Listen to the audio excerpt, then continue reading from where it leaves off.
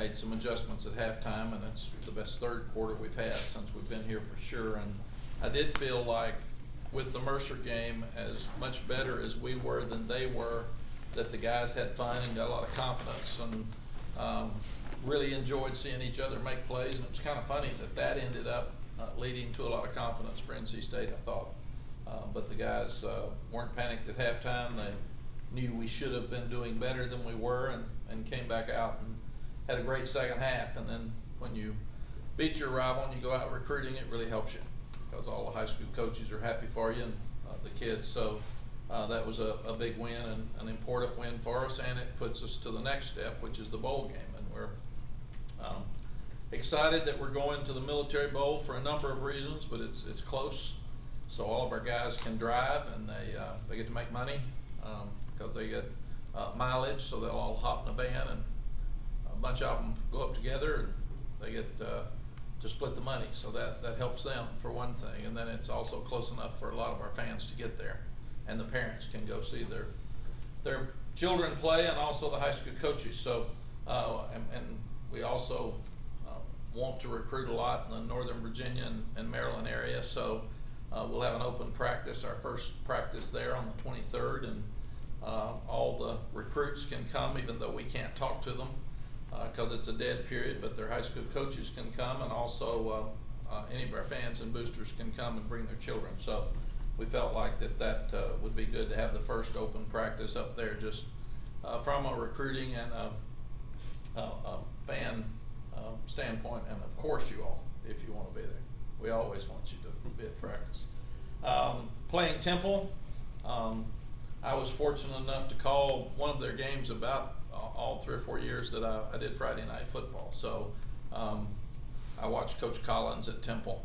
I saw him do a great job, and I saw Matt Rule at Temple, and see the Temple Tough was their motto, and all the guys with single-digit numbers had to earn it from the coaches, and they had to earn it in the off-season about being their toughest and best players. And then I actually called one of Rod Carey's games. I called a championship game for him at Northern Illinois when he was playing Bowling Green. So I know quite a bit about Temple and about Coach Carey, and Coach Carey worked with Dave Dorn at Northern Illinois, and they were all very successful there. So he's a tremendous coach. They really are good in both lines of scrimmage, and that front seven on defense will take your head off. And they've got Quincy Roche, that's the Defensive Player of the Year in the American Conference. He's a tremendous pass rusher, but a great player. And they beat Georgia Tech, they beat Memphis, and played Cincinnati down to the end. And Cincinnati and Memphis were the two that played for the championship in that league. So they're a great opponent for us. As far as our health, you know the guys that are out for the year. Other than that, everybody's ready to play, unless we've announced them out for the year. So we should have more depth than we've had, and that'll help us. We've had very physical practices here the first couple of days. We'll have 4 in a row, which is unusual. So we'll practice. We practice Saturday morning in shorts to get them to come back and get them going. We always practice the first day back for bowl practice in shorts because of Rick Steinbacher. We were playing West Virginia in the Gator Bowl, and we came back and had an inside drill in pads live, and he broke his wrist and was our captain, didn't get to play. So at that point, I decided since that day we have not gone in pads our first day of bowl practice, because I want them to get back in the routine of football and low pads and protecting themselves, because they've been off for 2 weeks for finals. But the guys have competed. They'll practice again tomorrow morning, and then we're taking off for signing day. So the coaches will have their full day to get their job done with recruits and have a great signing day. And then we'll have a signing day party Wednesday night. And then we'll come back and practice Thursday, Friday morning. They'll go home. They'll be home for a day and a half or so. And then on the 22nd, they have to be at a 6 o'clock meeting at DC. So they'll have a little bit of time at home, and then we'll have Christmas there. So we have a lot of things planned for them for Christmas Day, and it'll be a lot of fun. As far as our juniors, right now, every junior has told us they're coming back. Obviously, that can change, but Coach Moody sits down and talks to every one of them about their draft status, and what they need to improve if they are going out, and what some of the concerns would be of the scouts, since he's done that for 19 years. And right now they're all saying that they would like to come back. Signing day, we're planning on signing 25 guys as of right now. Obviously you never know on signing date, but that's what we have plans for, and we've been told by all 25 that they are coming. So hopefully you never want drama on signing day unless it's positive drama. And you don't have many surprises that are good on that day. Sometimes you have some that aren't good, but usually it's if you have one, it's not good. Questions? Last year on signing day, you had a nice surprise with Sam. Watching him play, he's just kind of a chill, flatline guy. What's the most excited you've ever seen him? And do you like that in a quarterback, that he's always even keeled? I saw some emotion when he threw the touchdown pass at the end of the Miami game. And I saw some emotion at the end of the Duke game when we won, and I saw emotion, a lot of emotion in the third quarter against NC State. But what I saw, Jeff, more than anything else, is him starting to learn to lead. And he knows how to lead in high school, but you're overloaded as the quarterback. You're trying to learn what to do, and it's hard until you've proven yourself to start leading everybody else. And then even in the Mercer game, after he broke his record, the whole team was so excited for him, which I thought was good. And then he, anytime we had a young walk-on go down and make a great play on kickoff, Sam's the first one to go see him, and he's down talking to the defense and special teams now. So he's really matured as a leader, and I thought that was never more evident than they voted him captain. So for a freshman to be captain is pretty cool by the vote of the players. Mack, how soon after you got the job was Sam's what was his name mentioned to you? I think before I took it, Sam was a great player in this state that we felt like we had to have. We knew we had two quarterbacks here that both played and got hurt. So we didn't know if Sam would be concerned about that. He never even asked. It wasn't an issue. He didn't care who's here. And he loves to compete. And his questions to me, along with his parents, were, what kind of offense you going to run? Who's going to be the offensive coordinator? That was it. There was nothing else, because I think he grew up wanting to come here. And we needed to be cool enough for him to come here, and it needed to fit what he wanted and what he needed. And then when I hired Coach Longo, because I was talking to his dad about every day, you got anybody yet? And I said, no, I'm kind of busy. I got a few other things going on. But when we hired Phil's first stop was Sam, and then after that, I think Sam felt really comfortable with Phil and the offense, and Mom and Dad felt comfortable, and we felt really good after Phil was hired that we would be able to get Sam. And what was that first impression that you got when you're face to face with him, like compared to maybe some of the other quarterbacks you recruited? Well, he was very quiet. He'd never met me. He's not a talkative guy anyway, and I think he was trying to figure me out. What's this deal? Or why'd you come back? Who are you going to hire? So really, the only questions they had, it was kind of like, call me back when you get an offensive coordinator, and we'll talk again. But before then, I can't. And I told him we wanted to run an offense like Oklahoma. That's who we were going to be. We were going to have the passing concepts of an air raid offense with a power running game, and that's who we are. And then he said, I got it. That sounds great. That's what I want to do. Is a lot of RPOs, but give me a name. And then we all, I looked at 2 or 3 different guys, and as soon as I got Phil here, I said, your first stop has to be in Charlotte. So he hit it immediately. When you have a young quarterback like Sam, have you had to coach leadership with him, or do you kind of sit back and watch how it happens sort of naturally for him?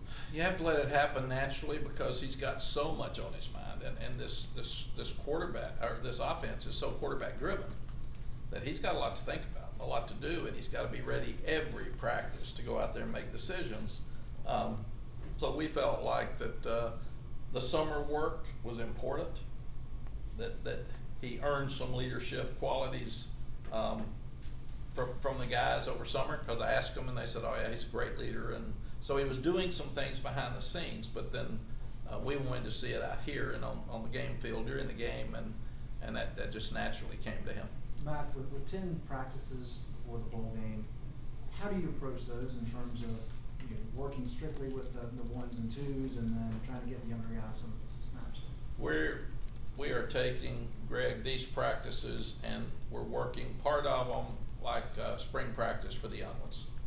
And we have told the young ones, you are earning playing time right now in spring practice. So we have 15 practices in the spring, 3 of them are in shorts, so you really got 12. So this is a spring practice for us. So we are taking those guys, and anytime we're putting them in inside drills, we're really being physical with the young guys and asking them to compete so we can see exactly who they are if they haven't played a lot this fall. And then on Thursday morning, I will take the highlight film of all the guys we signed, and especially the 12 that are coming in early, and I'll show these guys, here's who you're going to be competing with. So 12 will have a chance in spring to compete with you. The other group will have a chance when they get here in June. But understand, it's not just guys that are on this campus now that you're competing with. You're competing at a higher level, and we're going to bring in some really good players that will make it much more competitive. And then you're still working on Temple every day. And what you'll do is when we leave here and go to DC, it'll be all Temple. We will not do anything other than Temple there. But here, we feel like that there's a lot we can get done with young ones to evaluate. You've talked about your opinions on the early sign-up period, some of the challenges there. With this being your first kind of bowl season with the early sign-up period, has that made it more difficult? Has that made it challenging? It hasn't. I tried to see all 12 guys that are coming in early before they get here because I wanted them to be there, and I think I've gotten 11 of the 12. One I'll have to go to later, and it'll be local, so it'll be easy for me to have him run home and sit. And then I'll see all the other guys in January that are coming in June. But for us, if your bowl game is on signing day, which some of them were last year, I think it's a disaster. I mean, I can't even imagine you're trying to get guys in the morning and play the game in the afternoon. But ours will be good because we can get it done. We actually take a day off because we've had 4 straight practices, and it'll divide the last 2. And our coaches and our players really didn't want to practice on signing day because we all felt like it would be probably a distraction for them. But I don't think it's been a problem at all. I really think, Greg, the biggest issue is the new coach. It's a nightmare for the new coach. If you're Jeff Scott in Central Florida and you're preparing for a playoff and trying to hire staff and trying to recruit while you're practicing at another school, that's more difficult than I had it last year when I came in here and just had to get a staff together. I didn't have any practices, I didn't have any bowl, I didn't have a team I was leaving, so all that makes it much more difficult. On the subject of getting ready for a playoff or a national championship a couple of times in your case, how different are those bowl practices based on what you're trying to accomplish as opposed to playing in any other bowl? They're not different at all. I think for our guys, I think, Jeremy, when we asked how many that were playing have been to a bowl, there were 5. We asked how many beat Duke, there were 5. We asked how many beat State, there were 5. So this is really important to these seniors that they win. So whether it's a playoff game or a national championship or a winning season, it's all about your circumstances. And it's really important for our guys to have a winning season. What have you found to be over the years the biggest challenges for guys playing in their first bowl game? Or do you feel like it's less pressure for them? No, the biggest challenge, Jonathan, is that when they get to the bowl game, there's activities, and the routine is totally different for guys who haven't done it. So a lot of teams get tired by the bowl game because they're practicing, they're up walking around way too much, and they're not taking care of themselves. So we've always tried to say, get in bed. I mean, save your legs. And our practices are a little bit different there than they are here because they're lighter there. Because we know when our Monday practice there will be Tuesday because we're playing on Friday. So we don't have a lot of time to prepare when we get there. So we want to make sure that we're fresh for Friday. Where are y'all practicing up there? I think at Georgetown. We'd have to let's get all that information for the guys and make sure Corey's done all that. So I've heard it change about 3 times. Y'all are staying in DC? We're staying in DC at the Mayflower Hotel, which I think is right there near the Capitol. Did Did you really think a year ago that this could be a bowl team, the more you got to know them? I said it the day I met them, and then at some point in there, I thought I might have overloaded myself a little bit, but I really felt like in spring we were pretty bad on defense, and then the new guys came that had been hurt, and I saw some hope, and then we got a bunch of guys hurt again. But I felt like, Jeff, in preseason that we could be a bowl team, and obviously Sam had to come on after we decided he was the guy, and then Cade Fortin left, and then you lose Jace Reuter. So it's been amazing that we've been able to make it through navigate through those waters without him getting hurt. But it also really hurts your offense, and especially goal line and short yardage offense when your quarterback can't run in a spread offense, because that's a huge part of this. So I do feel like some of our red zone issues, some of our short yardage issues were him not being able to run. And it was me. I told him not to run him because we needed him for the rest of the games. Mack, with Chaz's impact on the defense, would it be similar to what Sam has had on the offense? Yes, Chaz is I think even a more remarkable story than Sam, because the first time he'd ever played linebacker was in the South Carolina game, and Jeremiah Gimmel had not played linebacker in a game at that point either. So we go into the South Carolina game with two guys who had never played a college game at linebacker, and one of them who the year before was a quarterback. So it's just amazing to see how much he's improved and what he's done and how hard he works and how smart he is. And I'm really, really proud of him. I didn't know if he could do it or not. Yeah, Very at honestly. what point did you kind of say, yeah, he can do it? It wasn't spring. We actually felt like in spring that he struggled enough with instincts and knowing what to do that we said, he's such a great athlete, he'll hit you and he's trying hard, we may have to blitz him a lot and just put him in and not make him think, but bring him off the edge, but he was going to play. And then after the South Carolina game, we realized this can be good, and he just kept getting better and better. What part of his game, by the time he got to NC State, was so much better, more so than any other part from the first game? I think his instincts. Jay and Tommy have done such a great job of teaching him, and I do think the fact that he was a quarterback and knows offense really helps him. But he and Tommy and Jay can sit there and they'll say, here's what they're going to do out of this set, and here's what, and he knows all that. He's very, very smart, but I do think the quarterback background helps him analyze the play even before the snap. Did you sense that he had to sell himself to his teammates as a linebacker early on? I did. I think that's why in the team meeting when he stood up and said, hey, I want to apologize to all of you that I didn't earn my scholarship as a quarterback. Now I realize you all sweat and you hit and you run. These are really hard practices. So I'm all in. They all laughed, but I think they did appreciate him acknowledging that. Mack, was there any specific moment after the state game that it really hit you what it meant to the players, and maybe even, well, I said with the players, what it meant to be in a bowl game, in a bowl situation? I think we saw them at the state game. We meet them on Sunday, but they don't know where they're going yet. And then I'm in New York with Vince Young when the announcement's made, so I had to Skype for the announcement. And Jeremy had his phone, so I could hear him screaming and yelling and giggling, and because you always wonder about, well, I hope they like where we're going and all this. They didn't care. They were so excited, and they've been that way at all the practices. So I think the first time it hit me is the Sunday announcements, when they finally realized, and even though at Skype I could still hear through the phone how excited they were, and then to watch them, they've got a buzz about them and a confidence about them right now that's fun to watch. So I think that's the biggest thing, and it was interesting when we played Wake, I didn't get a feel that our team knew how important the in-state game was with Wake. It's okay, but we didn't seem to have a buzz, and we didn't play very well. And then we play Appalachian the next week, same thing. I just thought, what's the deal, man?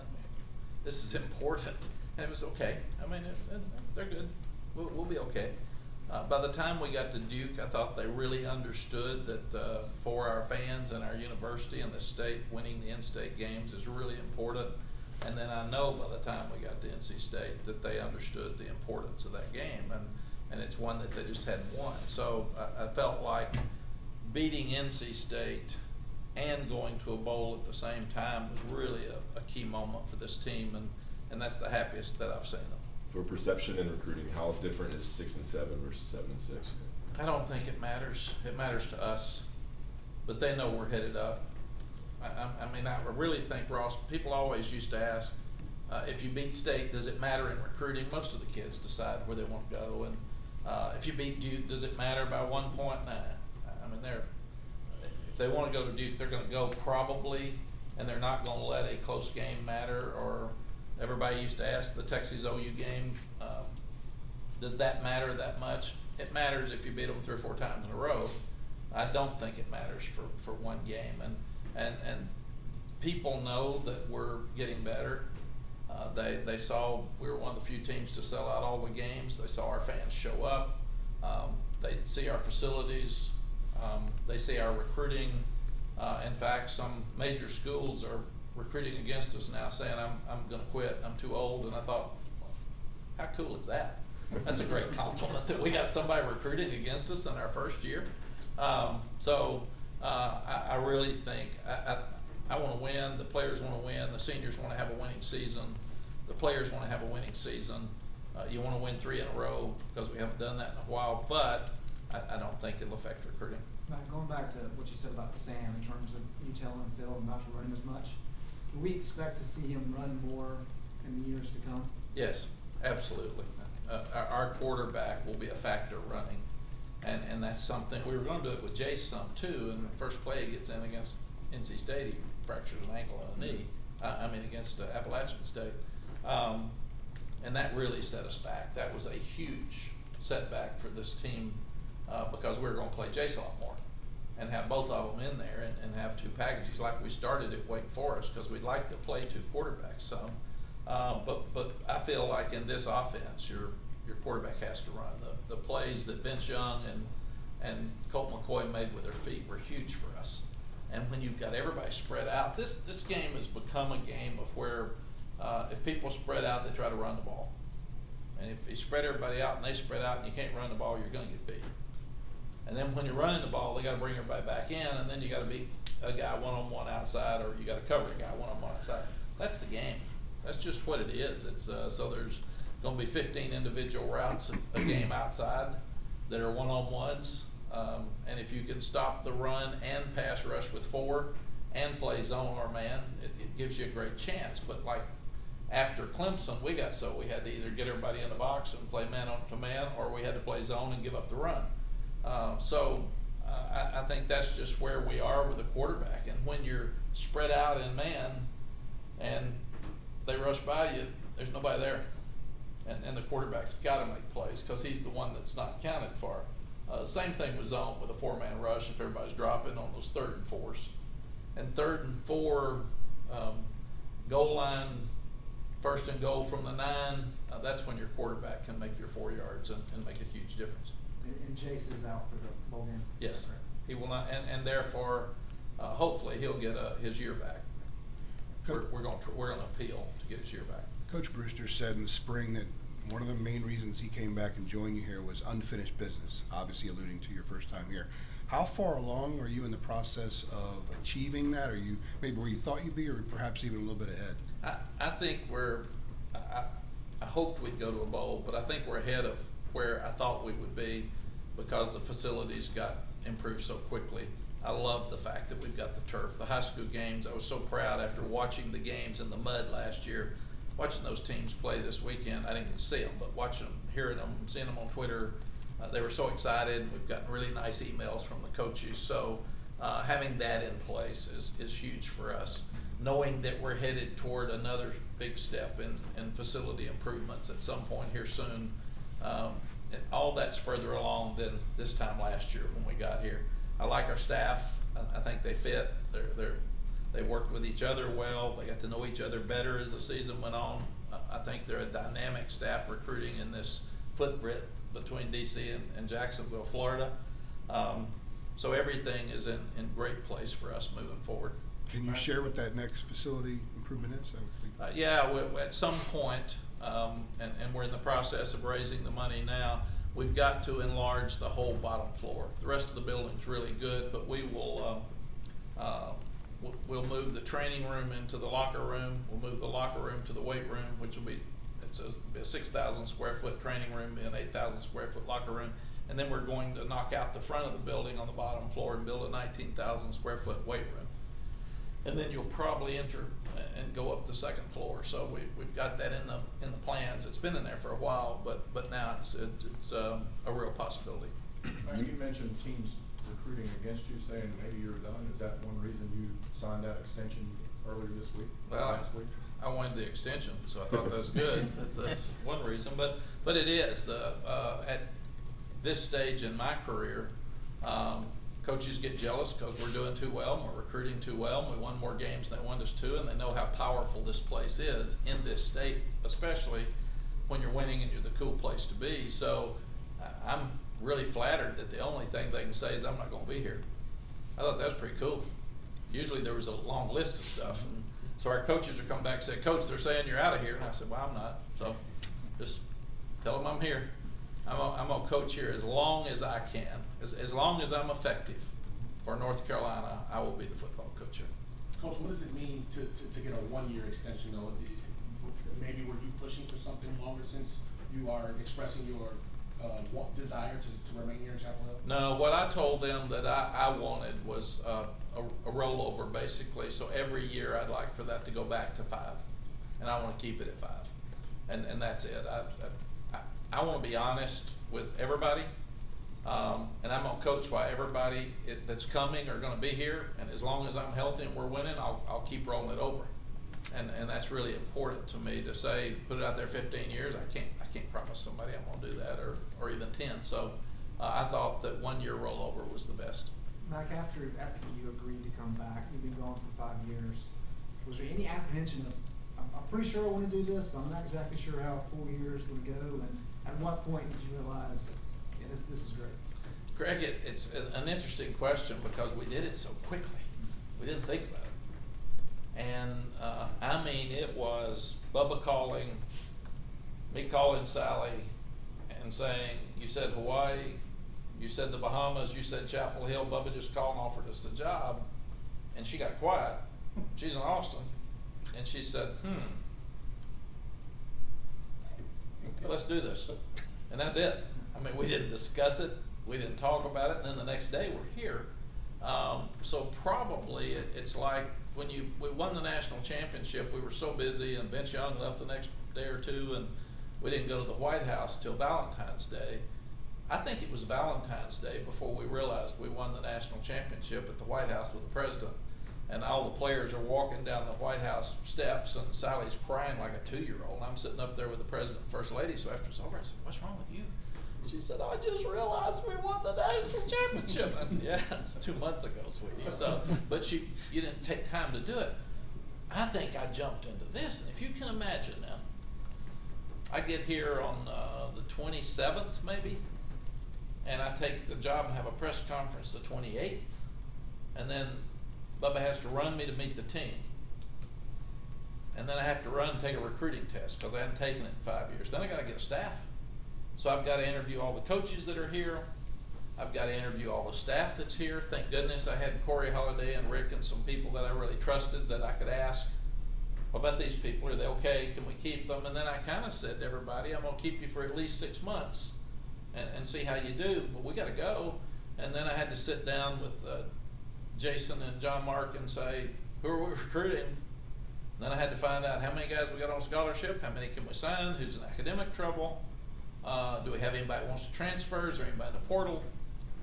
So it's so overwhelming that I don't think you have time to even think about, should I have done this or not? I mean, you are knee deep in, and they're sitting there with me going over the board saying, I said, can he play? Nah. What about him? Not very good. What about him? He's young. He might be all right. What about him? He's thinking about transferring. You know, so I'm trying. I don't know any of their names. And then I had a couple of them text me, and I didn't know who they were. And they said, "Can I have number 2?" I said, "I don't know who you are.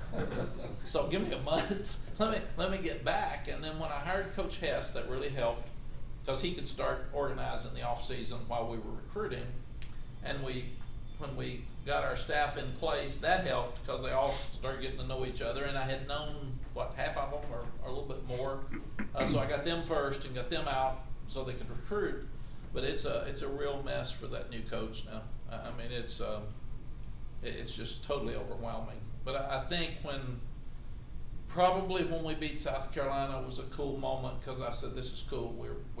We got this thing again. We know what we're doing, and then we beat Miami, and I was kind of surprised with both of them, very honestly. And then I was even more surprised when we lost to Wake, who was very good. We just didn't know it at that time, and Appalachian, who we knew was good. But after that, we got back to coaching and kind of just went back to work, and I like where we are right now. Mac, Timble's got one of the best red zone defenses in the country. You mentioned not being successful due to Sam not being running the ball. How do you counter such a great red zone defense? It's an issue for us, and we're looking at it right now. And they're so physical up front. Their front seven's really good. They're older at linebacker. They're big and strong up front. And they're really, really tough. And that has not been our best mindset with goal line, especially running. So we've worked so hard the last really probably 4 weeks on improving our goal line and short yardage stuff, just because we've got to do it without Sam running. So we just went to some different stuff. How did, against State in that third quarter, Devontae being able to punch it in and a lot of those red zone trips kind of help the confidence with that? It really helps. Even at Mercer, I do think Mercer helped us so much with confidence, even though they weren't near as good as we were. But the guys were able to see that they could accomplish a lot. So I think the last 2 weeks has been a real positive for the players' confidence. What are your favorite stories that you've heard about yourself from the recruiting trail? Favorite stories that I've heard about myself? I think the only thing I've heard is I'm quitting. So that's really interesting in my first year that they're talking about the end. I'm still talking about the beginning, but it's recruiting's been so much fun. I've missed it. I missed it a lot, and what we're doing, and it takes the coaches back a little bit. I try to put myself in the family's position, and I try to look at what I would want if I was them, and that's the way I've always recruited. And I told a recruit the other day, if I was you, I wouldn't come. You want to go somewhere else? You're just trying to be nice and not tell us, so I'll help you. Go. He looked at me and said, Coach, I might want to, and I said, no, you don't. So go. You're just afraid to tell me, and I'm gonna help you. I'm gonna do you a favor. So I told him for me that he wasn't coming. Is there anything that you've changed in your approach from last time at Texas? I think I'm even more direct. I was probably direct a lot, but I'm not. I want to get the hard questions asked and answered by families, so I just tell them, here's what we're going to do. And if you like it, that's great, come, and if you don't, we'll go somewhere else. I want guys that want to be here. Coach, you were talking about how Sam wanted to know who was going to be the offensive coordinator last year. How important is it to sell the incoming recruits the next couple of cycles on a quarterback that's established here and they have the ability to see what he's doing? I think it's huge that people know without a quarterback moving forward that you're not going to be very good. And Jace is a really good player. I'm really proud of Vincent Amendola. He came so far in a short period of time with a tremendous amount of pressure. And then hopefully he signed one or even two. So you've got to keep quarterbacks. When we got in trouble at Texas, we started winning 8 and 9 instead of 12 and 13. It was really because we got quarterbacks injured, they transferred, and you're not as good. And you've got to be really good at that position, and you need to be 2 and 3 deep good at that position. And it's really hard. There's over 2,000 kids in the transfer portal already. I mean, it's amazing every day that there's coaches on our staff coming to me and saying, here's one, are you interested in him? And here's another one, you interested in him? So people are actually just recruiting out of the portal. And I hate that, but it's here and it's not going to change unless the rule changes. And so keeping quarterbacks, having a great one, and then finding another one and another one. And that's why I think going forward, we've got to play them. I think it's going to be really, really hard just to play one quarterback all the time and keep another one behind him unless you play him. So that's why we were going to try to play Jace until he got hurt. Matt, you were on TV Thursday night at the awards and everything, and now you're going to be in a bowl game. Can you just talk about, the exposure that North Carolina football is getting? They haven't been in a bowl game, but now, with all this exposure you are getting. Yes, it's a great point. One of the things that's really helped us be effective in recruiting, I think, is that I was on TV for 5 years. and the kids and family saw me. So I didn't go away. I had a presence, and it's really been interesting that they think they know me, and that I was in their home for those 5 years. And anytime ESPN wants us on, I'm going to go, because they wanted me on for game day to talk about Virginia Clemson, because we had played both and played both to a tight game at the end, and that's what they do. They want information. And then they asked me to be on the awards ceremony for Thursday night, and that was, they wanted to talk about, they're celebrating the 150 years of college football. They wanted to ask me the changes. And then Tom asked, why'd you come back, and is it working? And so I think all of that kind of tied together with, he said, 5 decades I've been coaching, which sounds kind of scary. I hadn't counted them, but that's a long time. But I did feel like it was important to young coaches that I tell them what I've learned now that I didn't know when I was here at 35. All right, gang. We got a couple guys. Thank you, guys. Thank you.